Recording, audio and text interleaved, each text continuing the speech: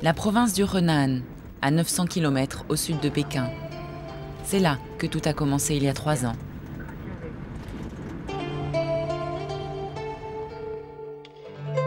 Des villageois, tous atteints du sida, acceptaient pour la première fois de témoigner devant notre caméra. Ces images allaient faire scandale parce qu'elles prouvaient ce que les autorités tentaient de cacher depuis des années. Près d'1 million de personnes contaminées à cause de seringues non stériles, de centrifugeuses collectives, un commerce du sang à grande échelle. Quelques mois plus tard, les autorités réagissaient enfin en lançant un programme d'aide.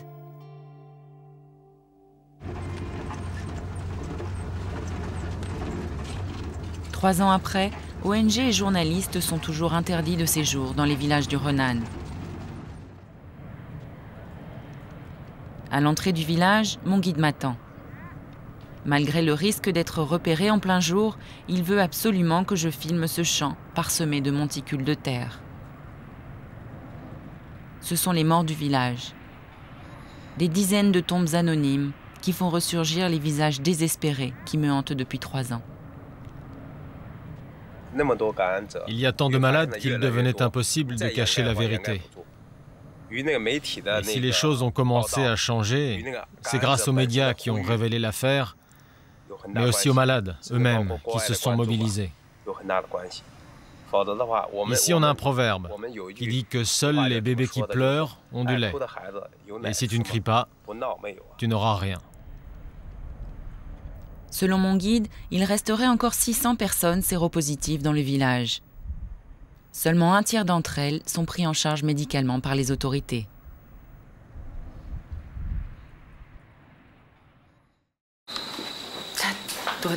Il a quel âge? 28 ans.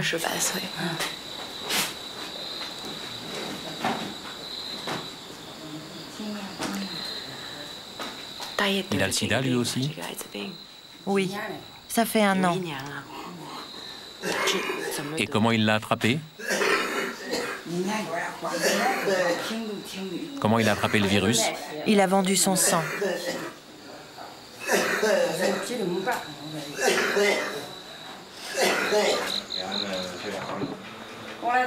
Moi, je ne peux plus travailler maintenant. Ça fait 1 an qu'il est malade maintenant. Et il va de plus en plus mal. Ça fait des mois qu'il ne peut plus se lever. Et c'est moi qui dois le nourrir maintenant. Alors bien sûr, je ne peux plus aller travailler. Il a été soigné? Oui, bien sûr, mais on n'a plus de médicaments maintenant. On achète des petites bouteilles qu'on utilise en perfusion. Mais quand on n'a plus d'argent, on n'a plus de médicaments.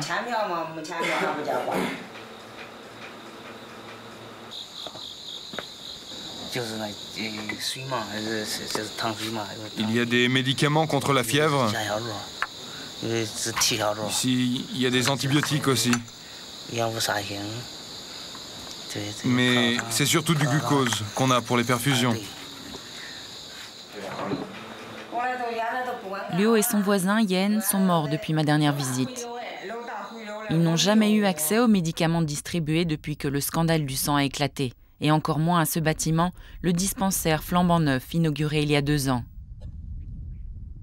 Même s'il est situé tout près de leur maison, Zhao et sa femme, tous les deux séropositifs depuis 1997, s'y rendent rarement. Ils n'ont plus confiance.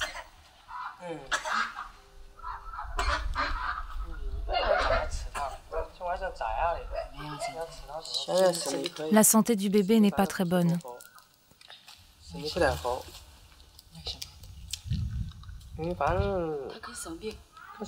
Il a souvent de la fièvre et il attrape beaucoup de rhume. Leur fils est né après notre passage dans le village. Lui aussi est séropositif. Ses parents n'ont aucune preuve, mais ils sont persuadés qu'il a été contaminé au moment de l'accouchement. C'est notre unique enfant. On fait très attention quand on ne peut avoir qu'un enfant, tu sais.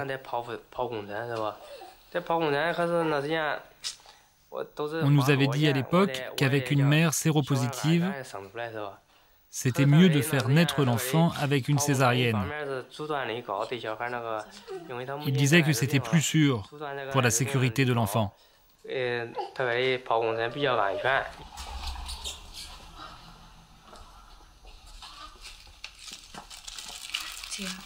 Je prends ça. C'est quoi comme médicament? C'est de la médecine occidentale. Elle est fabriquée où? Je crois que c'est à Shanghai, mais je ne suis pas très sûre. Mais il n'y a rien écrit dessus. Non, je ne vois aucun nom sur l'emballage. Et comment tu dois les prendre? Je ne sais pas. Combien de fois prends-tu les cachets chaque jour? 2 fois par jour. Les cachets de Desano, ça attaque vraiment l'estomac. On devient très nauséeux. On ne peut plus manger. Cela fait maintenant 2 ans que le gouvernement a remplacé les prescriptions de glucose par des vrais médicaments anti-sida. Mais là encore, la confiance est difficile à établir. Plus de la moitié des patients ont abandonné le traitement à cause d'effets secondaires terribles, nous explique notre guide. Le plus souvent, la peau et le visage enflent. Le malade perd la vue. Ou alors il a des maux de tête terribles. Et les gens sans soutien médical ont pris peur.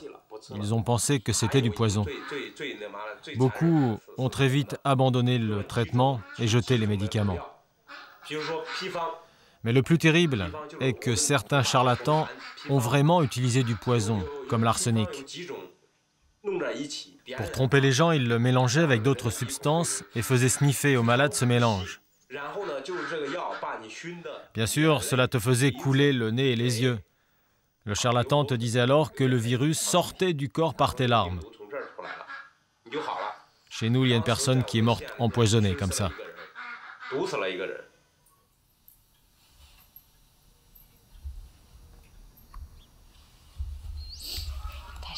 Comment va-t-il? Il ne va pas très bien. Quels symptômes a-t-il? Il a souvent de la fièvre.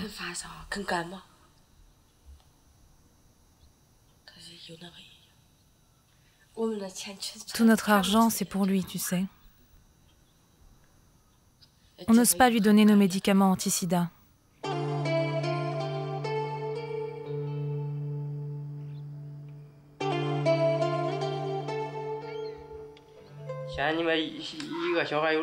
Un enfant qui a le sida, pour ses parents, c'est une douleur vraiment insupportable.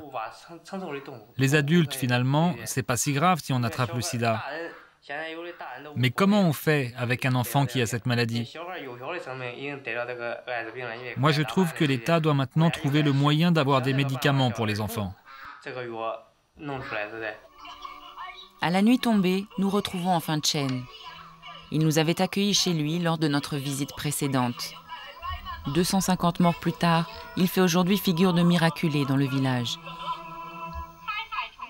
Il y a 3 ans, quand tu es venu, on était tous complètement désespérés au village. On avait l'impression qu'avec cette maladie, il n'y avait plus qu'à attendre la mort. Personne n'allait bien.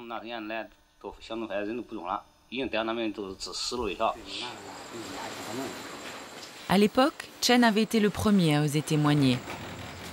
Grâce à son courage, les autres villageois rassurés étaient venus aussi se confier les uns après les autres. C'était un slogan des autorités à l'époque.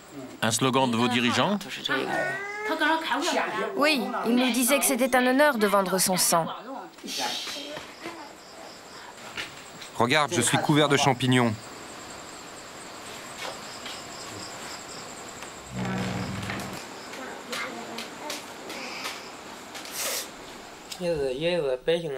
Aujourd'hui encore, Chen va aller un cran au-dessus dans la critique. Pour lui, tout ce qui a été fait ici depuis 3 ans n'est qu'une politique de façade. Au dispensaire, il n'y a même pas de médicaments contre le rhume actuellement. Ce n'est pas qu'il n'ait rien, mais il ne les distribue pas, ces médicaments. C'est encore un gros mensonge pour tromper les supérieurs hiérarchiques et continuer à cacher la réalité au peuple. Quand une délégation des autorités supérieures vient enquêter, Tout le monde se tait sur la situation réelle. Comme par hasard, dès qu'une délégation arrive, les distributions de médicaments reprennent immédiatement.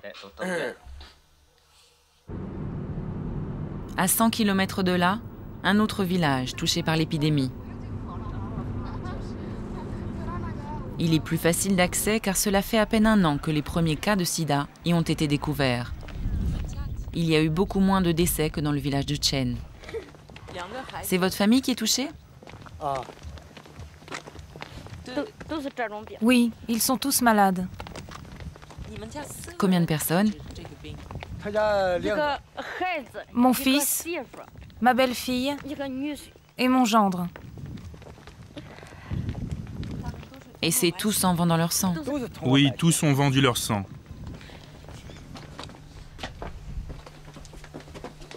Madame Bier sait aujourd'hui que ses enfants sont condamnés. Mais ces jours-ci, c'est son fils aîné qui est l'objet de toutes ces attentions. Son état se dégrade d'heure en heure.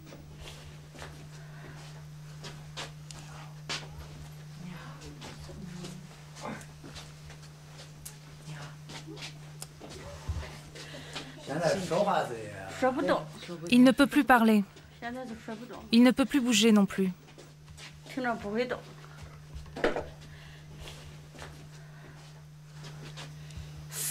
Ça fait 4 ou 5 jours qu'il ne mange plus. Il a juste réussi à boire 2 petites bouteilles d'eau.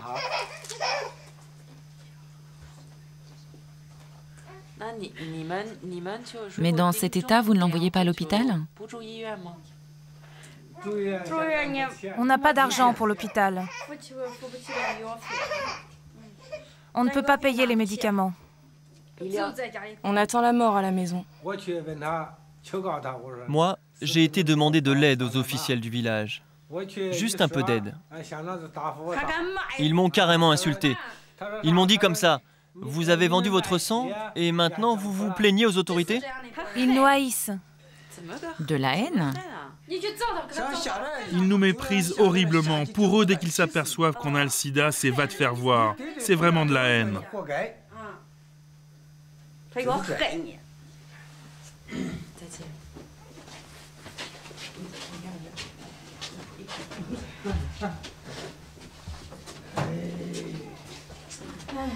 Dans le village, tous les donneurs de sang et leurs enfants ont subi un test de dépistage l'été dernier.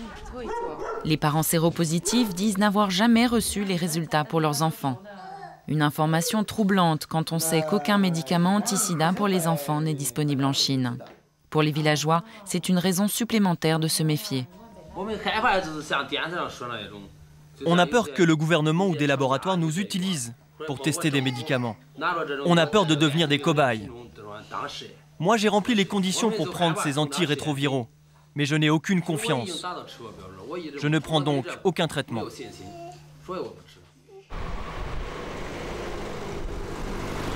Pour en savoir plus sur ces médicaments distribués par l'État, nous nous rendons à Shanghai, au siège de l'usine Desano, l'une des rares entreprises pharmaceutiques autorisées à produire des médicaments anti-sida en Chine. À notre grande surprise, le PDG de l'usine nous confirme ce que nous savions déjà sur ces médicaments.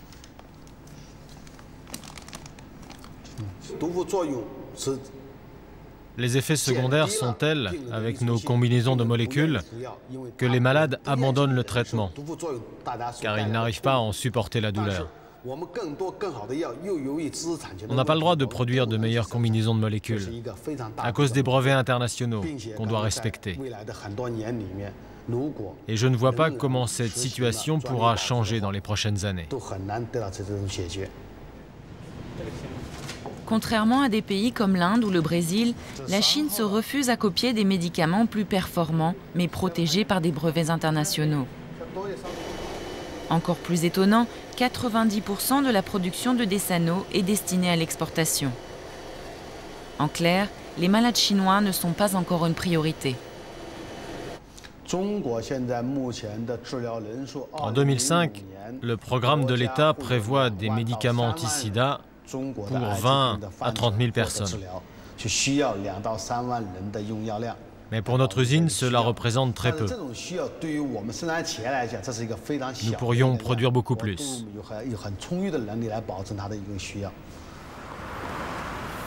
20 000 malades traités sur près d'1 million recensés officiellement dans tout le pays. C'est peu face à la pandémie que craignent toujours les militants de la première heure. Nous avons retrouvé Wang Yanhai à Pékin, le plus connu des activistes anti-sida en Chine. Aujourd'hui, son organisation est reconnue officiellement. Mais il y a 3 ans, lors de notre première rencontre, Wang Yanhai agissait encore dans la clandestinité. Nous l'avions suivi accompagnant un couple de paysans du Renan atteints du sida dans leur démarche auprès des ministères. Quelques jours après nous avoir parlé, Wang Yanhai allait être arrêté.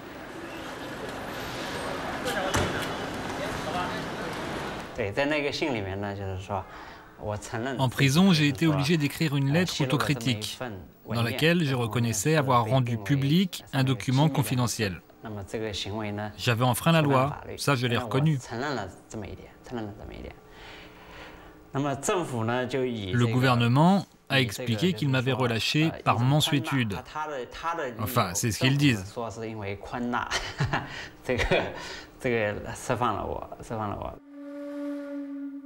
Le militant sera en fait relâché au bout d'1 mois grâce à une mobilisation internationale considérable. Aujourd'hui, sa notoriété le protège et lui permet de recueillir 15 fois plus de financement qu'avant. Pour lui, seule solution pour ralentir la progression de l'épidémie, éliminer une bonne fois pour toutes le commerce du sang en Chine. Il existe encore des failles dans le circuit du sang. Elles sont moins nombreuses qu'avant, mais elles existent toujours. Et avec toutes ces personnes contaminées, si on ne maîtrise pas mieux ces failles, le risque de contamination pour la population sera aussi important qu'avec le commerce du sang.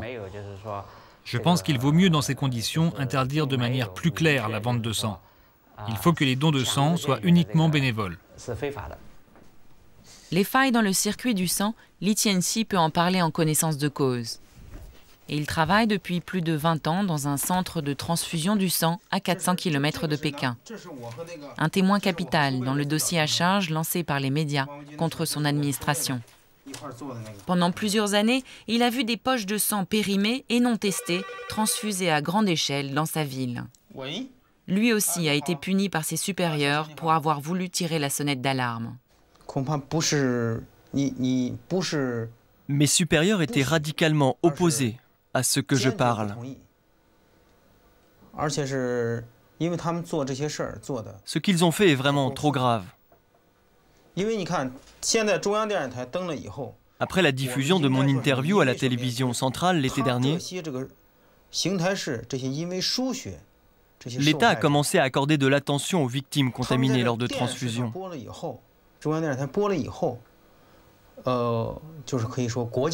Mais ici, localement, ils ne veulent pas en entendre parler. Car en fait, c'est à cause d'eux que ces contaminations ont eu lieu.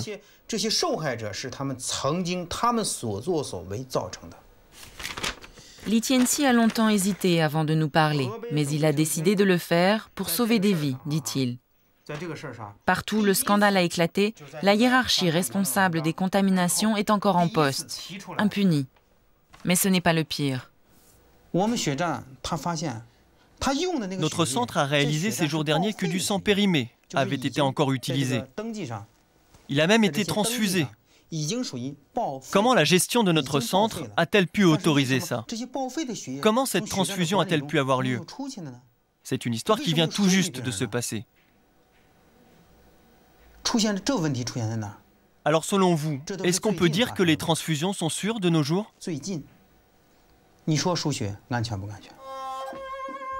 La dernière fois que Li Tianxi s'est exprimé dans les médias chinois, c'était l'été dernier.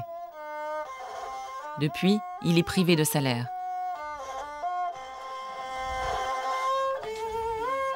Retour dans le Renan, la région la plus touchée par l'épidémie de sida. Probablement déjà plusieurs dizaines de milliers de morts et, selon l'UNICEF, au moins 78 000 orphelins du sida.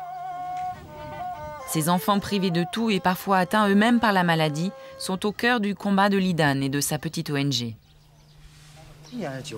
Moi, j'ai été contaminé en 1990. Et depuis, votre fille n'a jamais été testée, c'est ça, hein? Et elle a 10 ans. Il paraît qu'il demandait 300 yuan pour le test. C'est ça, hein? 300 yuan pour le test de dépistage. Oui, mais j'ai pas voulu payer. Ah, ils t'ont demandé de payer parce qu'en fait, ce n'était pas un test obligatoire, c'était un test individuel. Identifier et recenser les orphelins du sida, mais aussi les enfants qui sont condamnés à le devenir. Pour chacun de ces protégés, l'IDAN va ensuite trouver un parrain qui s'engagera à les aider jusqu'à la fin de leur scolarité.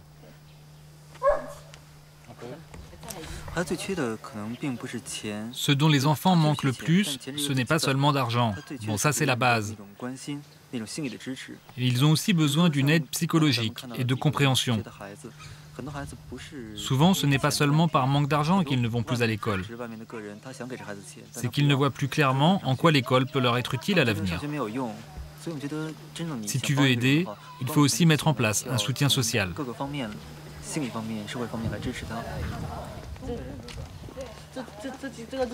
Il y a encore quelques mois, l'IDAN avait une école qui lui permettait d'accueillir une vingtaine d'enfants.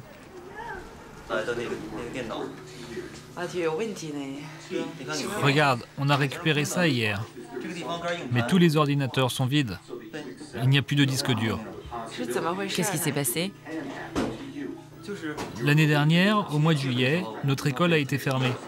Les autorités ont tout confisqué car ils avaient peur qu'on utilise ça ailleurs. Après cette histoire, on s'est dit que c'était bien de mettre un drapeau rouge au mur. On a pensé qu'ils seraient contents, ceux d'en haut. Et on espère qu'ils comprendront un jour que ce qu'on fait, c'est pour la Chine. Même si on pouvait aider 10 000 orphelins, ce ne serait pas encore assez.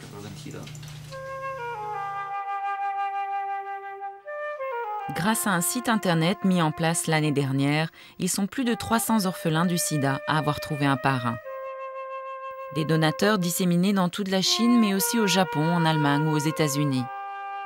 Prochain objectif pour l'équipe de l'IDAN, si les autorités le permettent, l'ouverture d'une école pouvant accueillir 500 enfants. Une goutte d'eau, tant qu'en Chine, les autorités se refuseront à affronter la réalité de l'épidémie en face.